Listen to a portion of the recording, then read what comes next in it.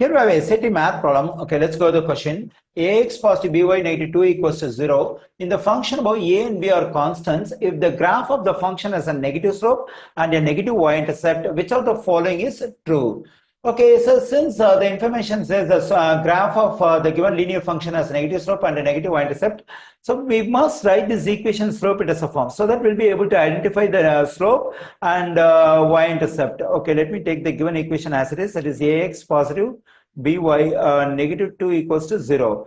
Okay, now let's write this equation slope as a form. That is y equals to mx positive b. That is, we have to solve for y in terms of x. Okay, for that what we have to do is first we have to get for these two terms on the left side. So for that, let me subtract ax from both sides of this equation, and also let me add 2 to both sides of this equation. Then this negative 2 positive will cancel out, and positive x negative x will cancel out.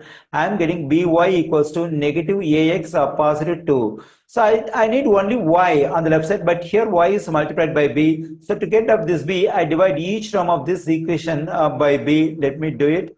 So when I do so, this b will cancel. Then I'm getting y equals to negative a over b times x positive 2 over b. Okay, now I got the given linear equation in slope. It is a form, that is y equals to mx positive b. Okay, here this m refers to slope and this b refers to y-intercept. Instead of m, we have a negative a over b. So here slope of the given linear equation is negative a over b, and the y-intercept, let me write the stuff over here. So the y-intercept is so b, at the place of b we have 2 over b. So that is positive 2 over b.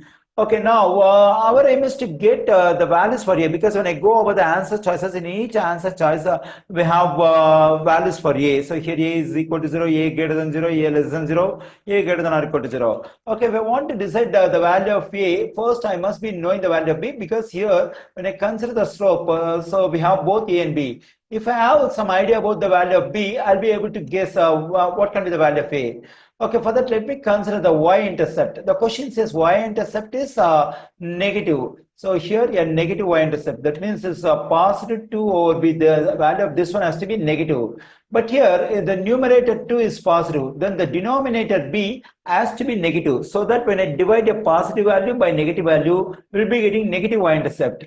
So for that, what we can do is we can assume some value for b, that is negative value. When I assume for my convenience, any value, any negative value we can assume for b. So for my convenience, I assume negative 1 as a value for b. So when I take negative 1 as a value of b, what will happen? So positive sign divided by negative sign will result in negative 2 divided by 1 is just 2.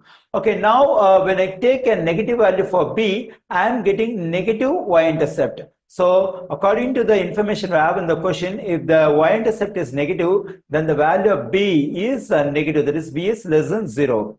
Okay, now let me take the slope over here. So according to the information, the slope a over b has to be negative. Okay, already we have guessed, we have assumed some value for b, that is negative 1. Now let's plug in negative 1 for b over here. Then I'm getting negative a divided by negative 1. So this negative by negative will become positive. Then we get a divided by 1 is just a.